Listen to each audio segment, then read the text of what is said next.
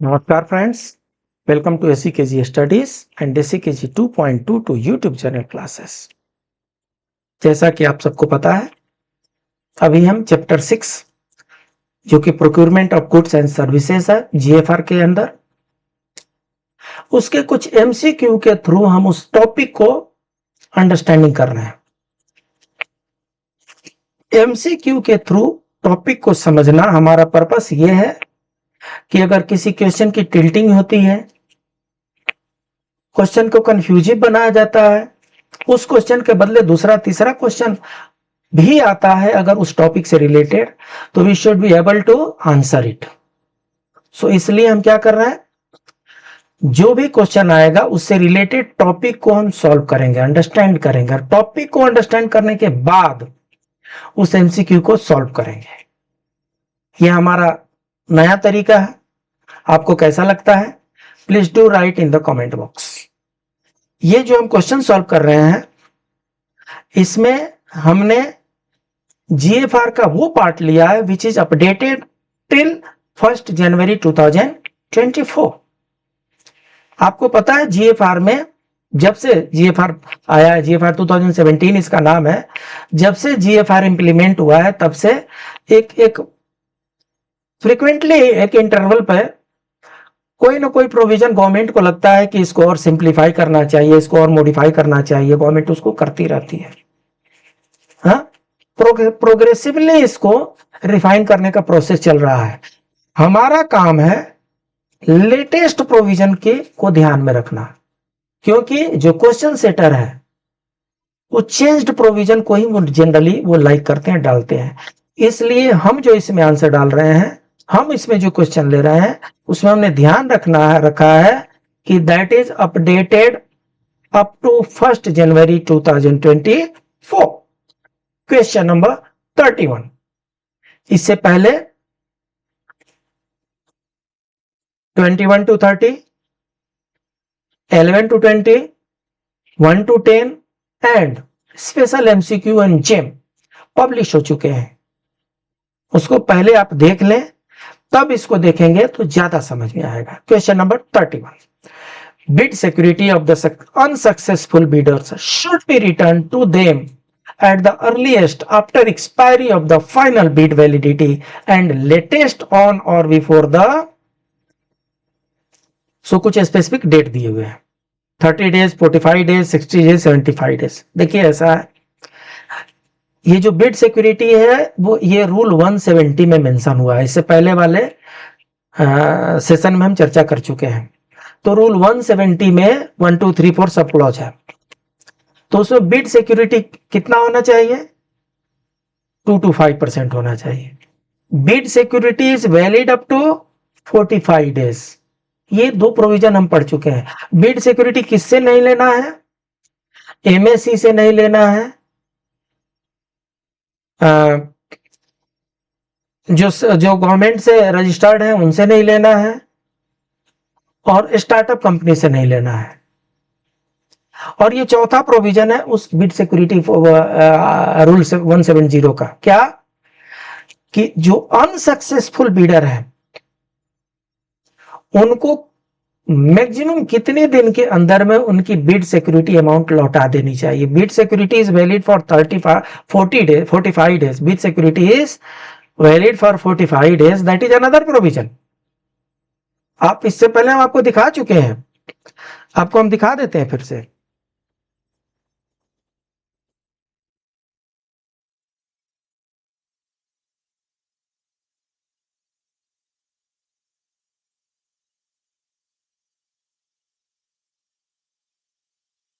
ये देखिए, the bid security is normally to remain valid for a period of, और इसका हमने आंसर दे दिया था कि इसका आंसर है 45 days beyond the final bid validity period. So bid security is valid for 45 days, ये यहां पर मेंशन है। प्रश्न ये नहीं है कि वैलिड कितना है, अभी प्रश्न चेंज हो गया है। अभी प्रश्न क्या है? अभी प्रश्न ये है कि उसको कितने दिन में लौटा देना है।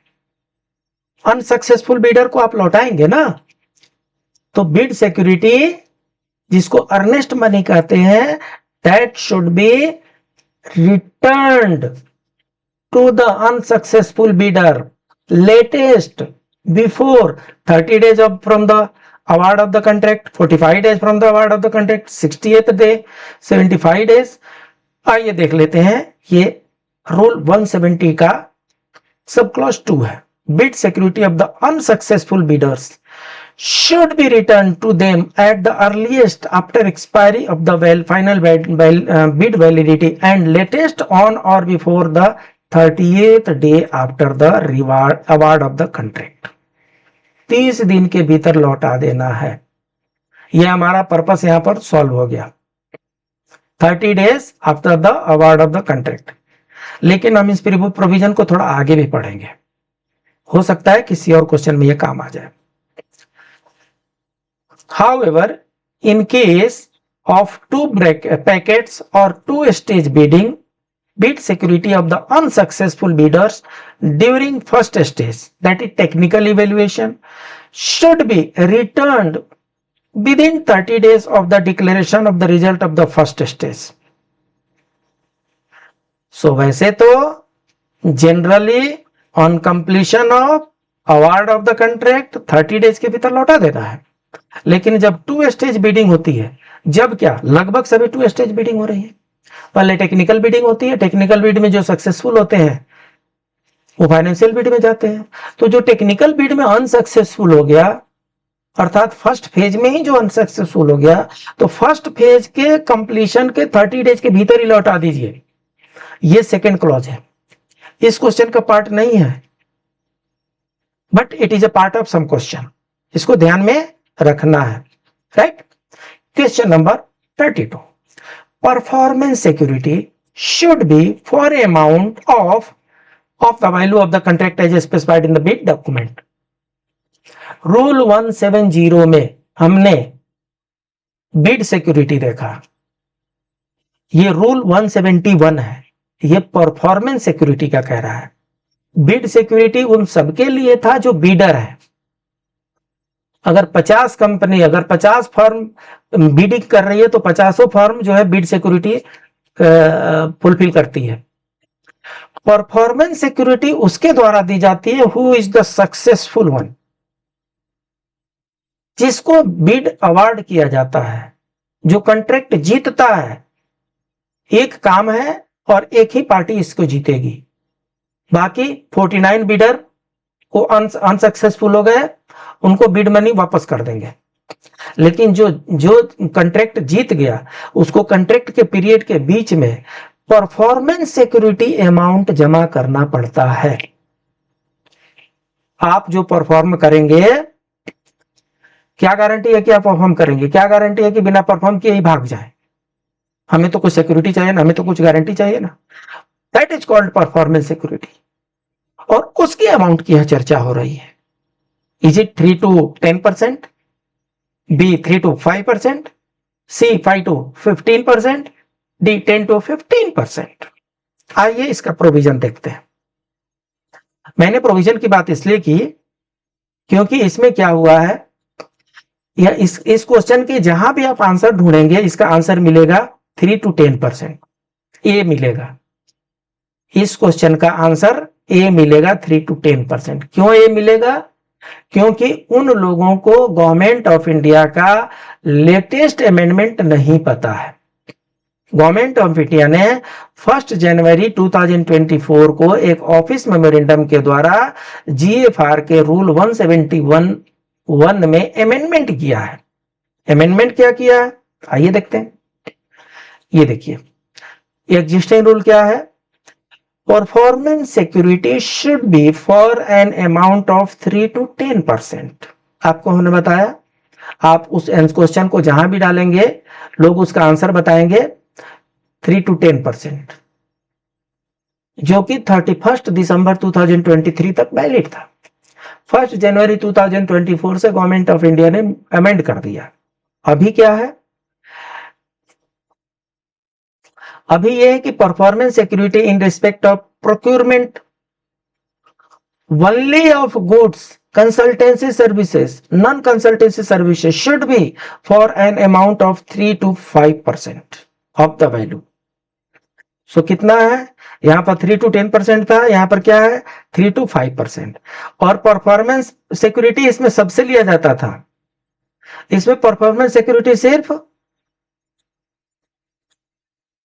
इसमें परफॉर्मेंस सिक्योरिटी किससे लिया जाता है, monthly of goods and consultancy services, non-consultancy services should be for an amount of 3 to 5%। सो यहां पर क्या है 3 to 5% आपका सही हो रहा है। So B is the correct answer.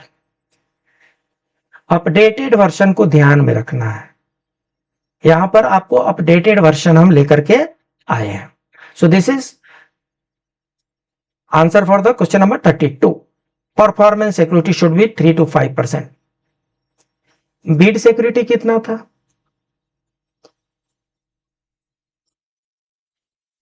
Just matter of recollection. Beed security कितना, परफॉर्मेंस सिक्योरिटी तो आपने देख लिया कि 3 to 5% है। इससे पहले रूल 170 में हमने बीड सिक्योरिटी देखा था, तो बीड सिक्योरिटी कितना था, कितना था बीड सिक्योरिटी,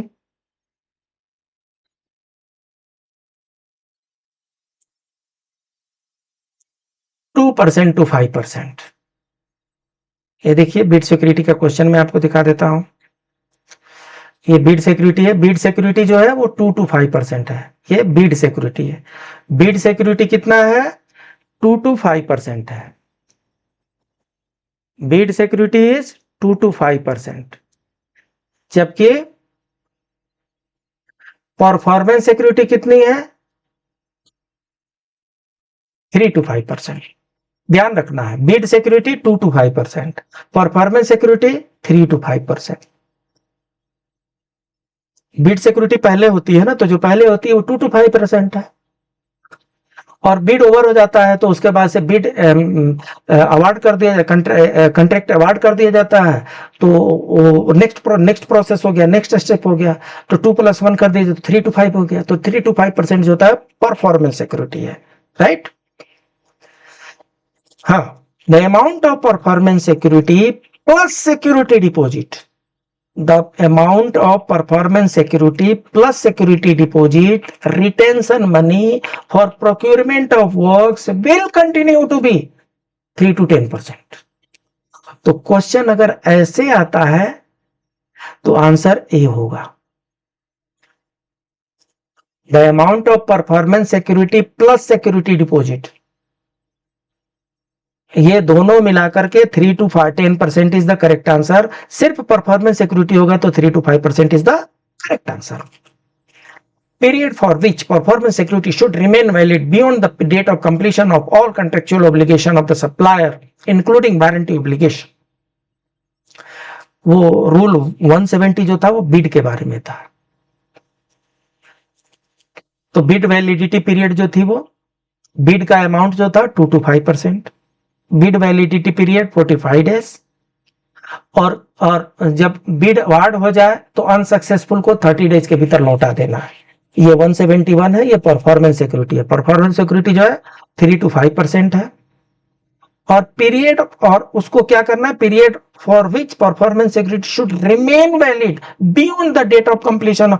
एक ऐसा पीरियड होगा 1 ईयर 2 ईयर के लिए कंट्रैक्ट दिया गया होगा, 1 ईयर के लिए कंट्रैक्ट दिया हुआ है, 1 ईयर ओवर हो गया, तो उसके बाद से वो कितने दिन के लिए वैलिड रहेगा सिक्योरिटी, परफॉर्मेंस सिक्योरिटी। इसके लिए रूल 171 में मेंशन किया हुआ है, performance security should remain valid for a period of 60 days beyond the date of completion of the all contractual obligation of the supplier including warranty period। bid security should be refunded to the successful bidder on receipt of performance security. ये देखिए, आप bid security और performance security parallelly दोनों नहीं रख सकते। Performance security जिस दिन आ जाए बिड सिक्योरिटी उस दिन उसको लौटा देना है, और performance security will be valid up to 60 days. 60 days तक क्यों रखा गया है? क्या होता है, कॉन्ट्रेक्चुअल पीरियड जो होता है उसमें कुछ काम हुए होते हैं, कुछ काम नहीं हुए होते हैं, कुछ अच्छे चीज होते हैं, कुछ कंप्लेन भी होते हैं। कुछ उनके बिल्स जो होते हैं क्लियर करने होते हैं, तो उनके बिल क्लियर करने में 10 दिन, 15 दिन, 20 दिन लग सकता है, इसलिए 60 डेज का टाइम रखा हुआ है एडजस्टमेंट करने के लिए. So period for which performance security should remain valid beyond the date of completion of all contractual obligation is 60 days. 60 days is the correct answer, right? Rule number 30, question number 34. Advance payment for procurement of goods and services may be made in cases advance payment demanded. Generally जितने भी हम GeM से procurement करते हैं, जितने भी government procurement होती है, चाहे गुड्स की हो, सर्विसेज की हो, जनरली एडवांस पेमेंट नहीं होता. इन जनरल एडवांस पेमेंट नहीं किया जाता है. गुड्स हमें मिल जाते हैं, गुड्स को हम रिसीट कर देते हैं, जैसे हम जेम पे क्लिक करेंगे रिसिप्ट, उसका बिल जनरेट हो जाता है. उसका बिल जनरेट हो जाएगा, उसके बाद से हम उसको पे करते हैं. तो चाहे वो गुड्स की हो और चाहे सर्विसेज की हो. जब सर्विसेज की होती है तो सर्विसेज रेंडर करता है, उसका बिल हमारे पास आता है और उस बिल को हम पे करते हैं. पहले हम गुड्स ले लेंगे, पहले हम पेन खरीदना है तो पेन हम खरीद लेंगे, बिल हमारे पास आ जाएगा, तब हम उसको पे करेंगे. एसी हम खरीद लेंगे, खरीदने के बाद से उसको पे करेंगे. सर्विसिंग एसी की करवानी है, करवा लेंगे, करवाने के बाद से जो बिल आएगा उसको हम पे करेंगे. जनरल रूल यही है. बट कहीं कहीं एडवांस पेमेंट की जरूरत पड़ती है, इसलिए एडवांस पेमेंट का भी प्रोविजन जीएफआर में किया गया है. This question pertains to advance payment. Advance payment for procurement of goods and services may be made in cases advance payment demanded. So advance payment normally तभी होगा जब डिमांड होगा.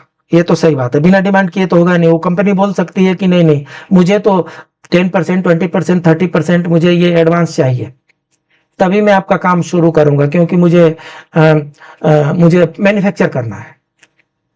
बाद में आप मना कर दें तो मैं मैन्युफैक्चर करना मेरा वेस्ट हो जाएगा, इसलिए मुझे पहले एडवांस चाहिए, कह सकती है. तो डिमांड तो जरूरी है. एडवांस पेमेंट के लिए डिमांड सबसे पहले आवश्यक है. किस केस में? By firms holding maintenance contracts for servicing of air conditioners, computers, other costly equipment, by firms against fabrication contracts, turnkey contracts.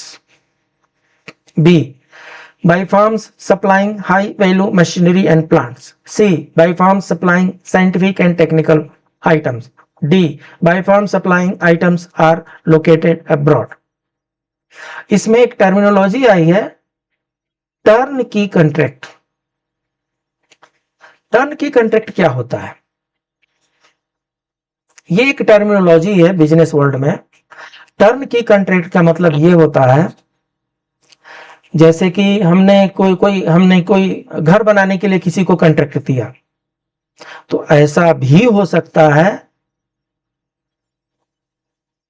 कि कंक्रीट के लिए हमने किसी और को कॉन्ट्रैक्ट दे दिया, ब्रिकिंग वॉल के लिए किसी और को कॉन्ट्रैक्ट दे दिए, इलेक्ट्रिसिटी के लिए किसी और को कॉन्ट्रैक्ट दे दिए, प्लम्बिंग के लिए किसी और को कॉन्ट्रैक्ट दे दिए, फर्नीचर के लिए किसी और को कॉन्ट्रैक्ट दे दिए, इंटीरियर डिजाइन के लिए किसी और को कॉन्ट्रैक्ट दे दीजिए, डिस्टेम्परिंग के लिए किसी और को कॉन्ट्रैक्ट. ऐसा भी हो सकता है. और नहीं तो एक ऐसा भी कॉन्ट्रैक्ट हो सकता है कि right A to Z, right from digging to completion, किसी एक पार्टी को हमने कॉन्ट्रैक्ट दे दिया और फाइनल कॉन्ट्रैक्ट के बाद से the position to hand over is ready to shift. हमने ये घर बनाना है,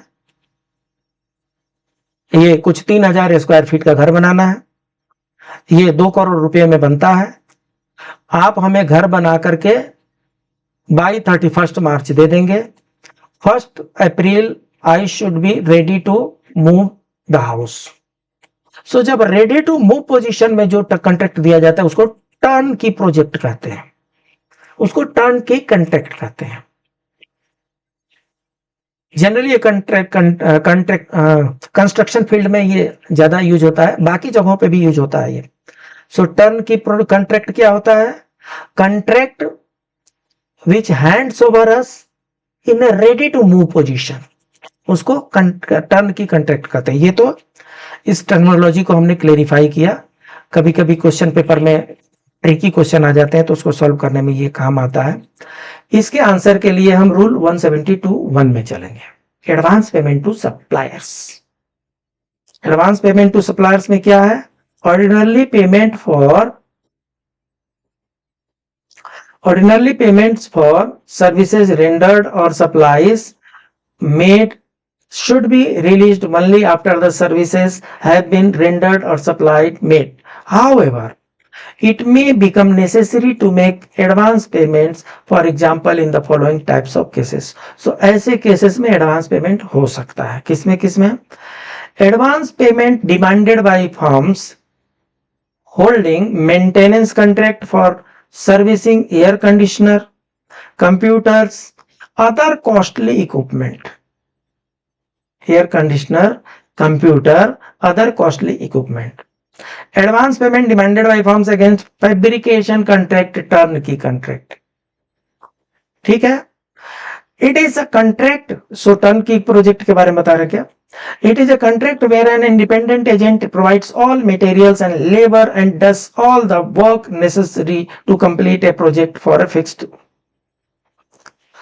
price.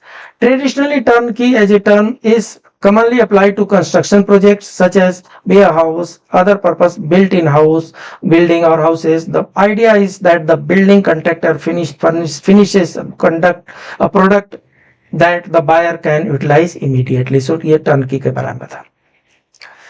So advance payment किसमें कर सकते हैं? Servicing of AC, computer, other costly equipment and fabrication, turnkey and contracts. So इसमें क्या है? कॉस्टली इक्विपमेंट भी है, फैब्रिकेशन भी है, टर्नकी भी है। हाई वैल्यू मशीनरी इसमें है क्या? साइंटिफिक है क्या? कौन सप्लाइंग आइटम लोकेटेड अब्रॉड है क्या? नहीं है। सो सिर्फ ए ही सही इसमें है, ए को ही इसमें पूरा मेंशन किया है। हमने एक बार देख लेते हैं। Advance holding maintenance contract for servicing air conditioning, computers, costly equipment, fabrication, turnkey. So इसी में सब है। Air conditioner, computers, costly equipment, fabrication, turnkey. So A is the correct answer, B C D correct नहीं है। ठीक है। Advance payment इनमें करना है, इसके अलावे भी एडवांस पेमेंट का कुछ प्रोसीजर है। क्या है वो भी देख लेते हैं, शायद ये किसी क्वेश्चन में काम आ जाए। Such advance payment should not exceed the following limits: 30% of the contract value to the private firm. अगर किसी प्राइवेट फर्म से हम काम करा रहे हैं तो 30% ऑफ द कॉन्ट्रैक्ट वैल्यू से ज्यादा का एडवांस हम नहीं दे सकते।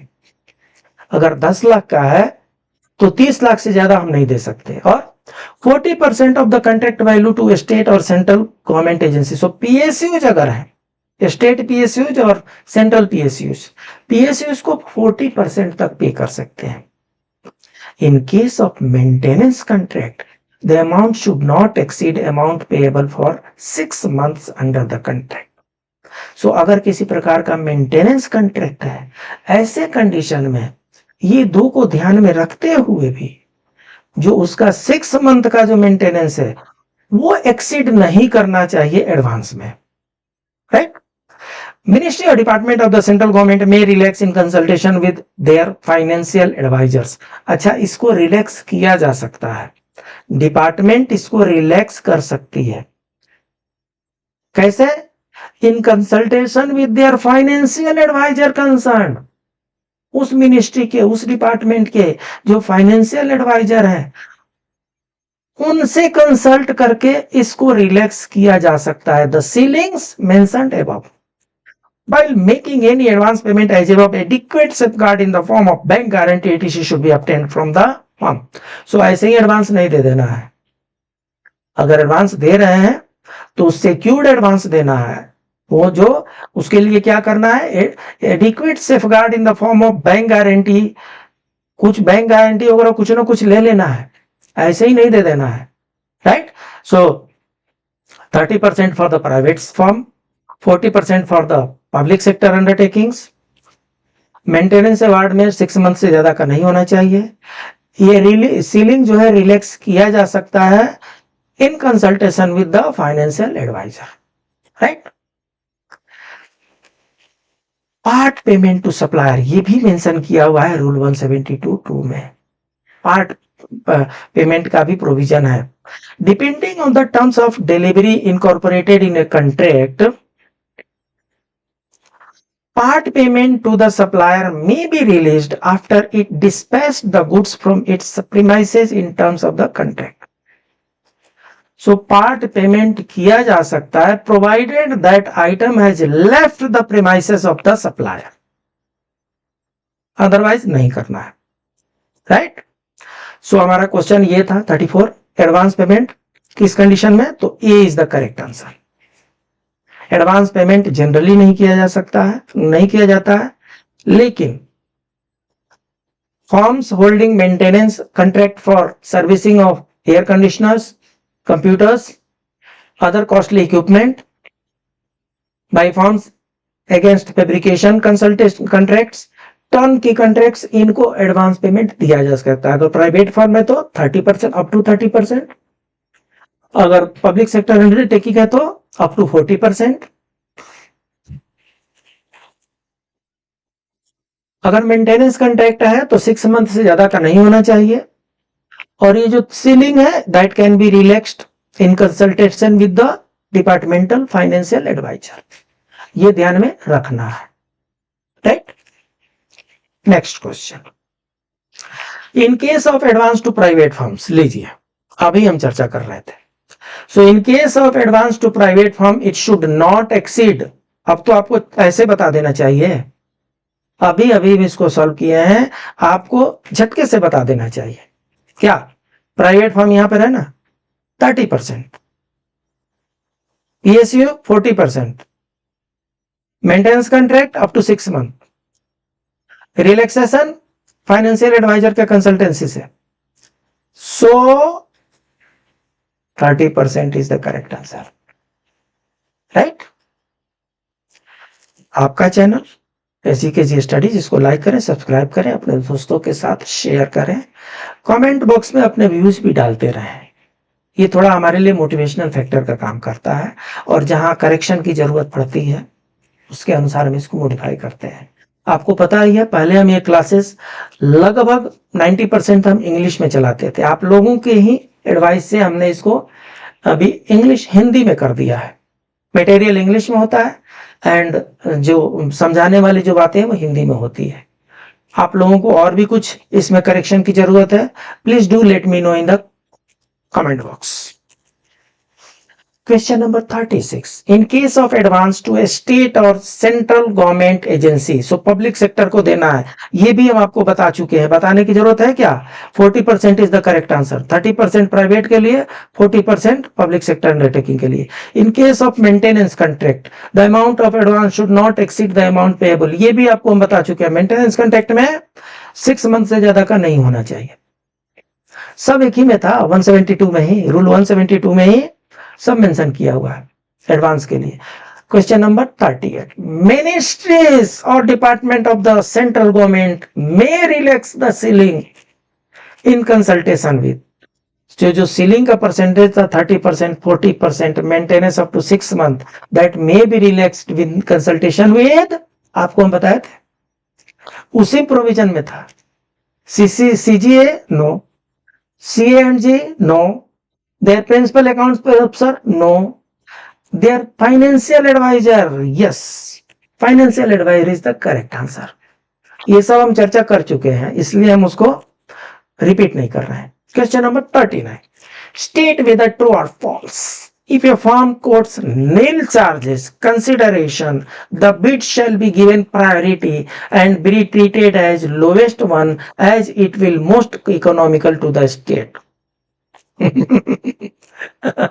कोई आइटम खरीदना है, हमें पेन खरीदना है, और पेन का हमने दिया है कि मिनिमम 10 रुपीज का होना चाहिए, तो कोई कंपनी 10 का देगी, कोई 10.5 का देगी, कोई 11 का देगी, कोई कंपनी बोलेगी हम फ्री में देंगे, जीरो वैल्यू नील दे देती है। फ्री में लेना है क्या, क्योंकि वो तो मोस्ट इकोनॉमिकल हो जाएगा। वही L1 हो जाएगा ना। अगर कोई चार्ज जो कंसीडर वैल्यू ही 0 दे देता है तो सबसे इकोनॉमिकल हो जाएगा ना। तो लेना है क्या? अगर लेना है तो ट्रू, नहीं लेना है तो फॉल्स। क्या करना है? हम्म देखिए ऐसा है, इंडियन कॉन्ट्रैक्ट एक्ट है, जो लोग लॉ बैकग्राउंड वाले हैं, सो एक इंडियन कॉन्ट्रैक्ट एक्ट है। सो इंडियन कॉन्ट्रैक्ट एक्ट में contract without consideration is null and void करके सेक्शन 25 है। इंडियन कॉन्ट्रैक्ट एक्ट का सेक्शन 25 जो है उसमें लिखा हुआ है contract without consideration is null and void. आप अगर पेन दे रहे हैं वो मेरे लिए कंसिडरेशन है, मैं आपको 10 रुपए दे रहा हूं, ये आपके लिए कंसिडरेशन है। आप मुझे पेन दे रहे हैं और मैं आपको कुछ भी नहीं दे रहा हूं, तो विदाउट कंसिडरेशन हो गया वो। और विदाउट कंसिडरेशन कोई कॉन्ट्रैक्ट नहीं होता, it is null and void. हम जो परचेज करने जा रहे हैं it is a part of contract. So अगर कोई 0 वैल्यू कोट कर देता है, बोला 0 रुपए में फ्री में हम आपको दे रहे हैं, लेने में कोई हानि नहीं है, कैसे ले लेंगे? वो कॉन्ट्रैक्ट ही नल एंड वॉइड हो गया, वो रूल के अगेंस्ट में है, वो ऐसा हम नहीं कर सकते, इसलिए it is mentioned in rule 173। GFR में कुछ भी छोड़ा नहीं गया है, ये रूल 173 में मेंशन किया हुआ है। Transparency, competition, fairness and elimination of arbitrariness in the procurement process. देखिए ऐसा है, जो आदमी फ्री में मुझे पेन दे रहा है, हो सकता है कि उसका कुछ हिडन इंटेंट हो, यह भी एक कारण हो सकता है। पहला कारण तो हमने बता दिया कि कॉन्ट्रैक्ट ही नल एंड वॉइड हो गया, तो इसलिए इसको डाला गया है ट्रांसपेरेंसी वाले प्रोविजन में, that is mentioned in rule 173। All government purchases should be made in a transparent, competitive and fair manner to secure best value for the money. This will also enable the prospective bidders to formulate and send their competitive bids with confidence. Some of the measures, the text of the bidding document should be self-contained and comprehensive without any ambiguity. ठीक है जी। Description and specification of goods including the nature and quantity and time or place of delivery should be mentioned. ठीक है जी। The criteria for eligibility and qualification to meet the bidders such as minimum level of experience, ये भी mention करना है। ठीक है जी। Eligibility criteria for goods indicating any legal restriction mention करना है। Procurement procedure as well as date time place of sending the bids mention करना है, date time place of opening the bid mention करना है, criteria for evaluation of bids mention करना है, special terms affecting the performance mention करना है, essential terms and procurement contract mention करना है। अब आ जाइए एच में, bidding document should include a clause that if a firm quotes nil charges consideration, the bid shall be treated as unresponsive and will not be considered. सो अगर कोई bidder नील charge mention करता है, that will be treated unresponsive and will not be considered. So इसलिए it is false, समझ लेना है जी। ये जो रूल 173 है, इसके 173 का एक एक जो प्रोविजन है वो हमारे जेम पोर्टल पर जब हम अपलोड करते हैं अपने बिडिंग, उसमें काम आ रहा है। सब कुछ में इसमें मेंशन किया हुआ है।